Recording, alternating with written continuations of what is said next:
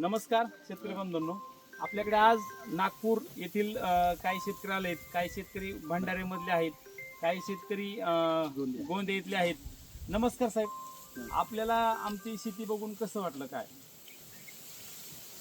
नमस्कार, मी धनराज सुमराम, सेवामुक्त तालुका कृषी अधिकारी गोंदिया.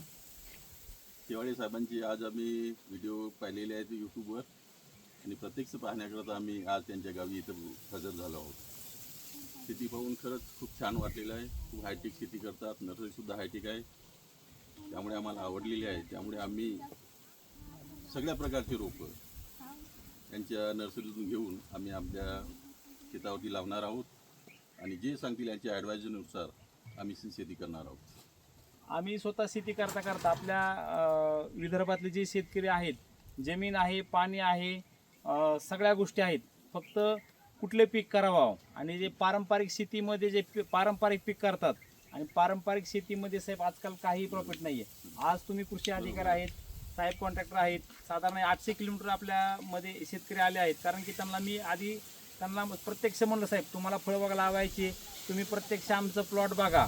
म्हणजे तुम्हाला आता तायवान पिंक प्यूर लावायचं आहे, साहेबांना रेड डायमंड प्यूर लावायचा आहे, काही शेतकऱ्यांना आंब्याचे प्यूर लावायचे आहेत. त्यांनी आपल्याकडून साधारण आज एक 3-4 हजार पूर्ण झाडाचे सध्या रोप बुकिंग करून चालले आहेत आणि स्वतः गाडीसुद्धा रोपाची घेऊन चालले आहेत. त्यांना आम्ही प्रत्यक्ष, कारण तुम्हाला ही व्हरायटी नवीन फळबाग तायवान पिंक हे नवीन आहे, तुम्ही प्रत्यक्ष या, प्रत्यक्ष आमचे प्लॉट बघा कसे लावलेत, काय लावलेत. साहेब आज आले, आज प्रत्यक्ष त्यांनी प्लॉट बघितले आणि प्लॉट बघून त्यांनी आज रोपं सुद्धा प्रत्यक्ष घेऊन चालले आहेत. आम्ही त्याला लागणारे पूर्ण मार्गदर्शनचं चार्ट दिलं आहे, कुठल्या टायमाला कुठले औषधं, कुठल्या टायमाला कुठली खतं. कारण की काय होतं, फळबाग लावण्याची इच्छा आहे पण माहिती अभावी शेतकऱ्याला त्याला पूर्ण नॉलेज नसल्यामुळे तर आम्ही शेतकऱ्यांना पूर्ण चार्ट, लागणारा कन्सल्टंट, लागणारी माहिती, मार्गदर्शन सुद्धा करत असतो. साहेब तुम्हाला कसं वाटलं म्हणजे इथं आल्यापासून? रात्री तुम्ही इतक्या ट्रॅव्हल्सने आलात, इतकं येऊन तुम्हाला इथं आल्यानंतर कसं फ्रेश वाटलं का?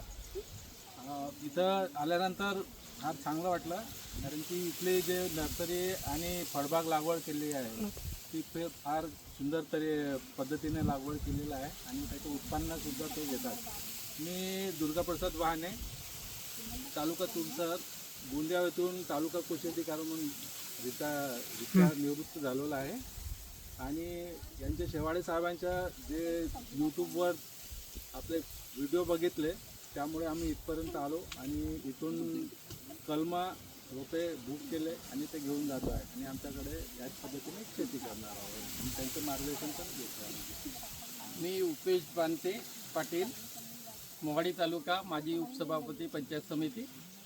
मी किरणदादाच्या संपर्कात मागे खूप दिवसापासून होतो, पण एक प्रयत्न करत होतो का आपण असा मॉडेल तयार करायचा बाबा शेतकऱ्यांना, जेणेकरून प्रेरणा मिळेल आणि शेतकऱ्यांना सांगता येईल की भाई याच्यातून हे असं करा. तशा पद्धतीनं किरणदादासोबत, शेवाळे यांच्यासोबत संपर्कात होतो, पण माझी कुठंतरी मागच्या 6 महिन्यापासून 1 वर्षापासून हिंमतच नव्हती होत. मग मला आमचे मित्र हे कृषी अधिकारी आहेत त्यांच्यासोबत सल्ला केला, विचार विमर्श केला की कृषी साहेब तुम्ही आता तर रिटायर झाले, कमसे कम शेतकऱ्यांसाठी काहीतरी करा बुवा. तर त्यांनी म्हटलं आपणच शेतकरी बनून आपणच शेतकऱ्यांसाठी करू. असं आम्ही विचार करून, प्लॅनिंग करून मग आम्ही निघालो. किरणदादांना मार्गदर्शन घेतला, त्यांनी मार्गदर्शन केला की तुम्ही स्वतः या.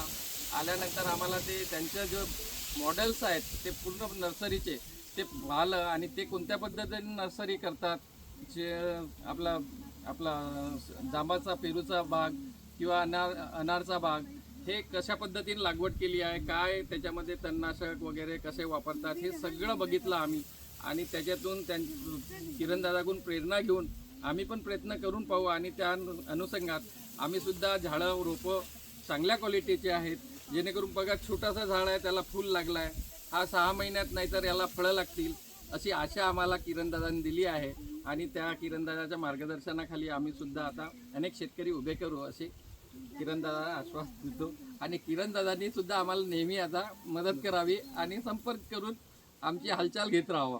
चालेल, धन्यवाद.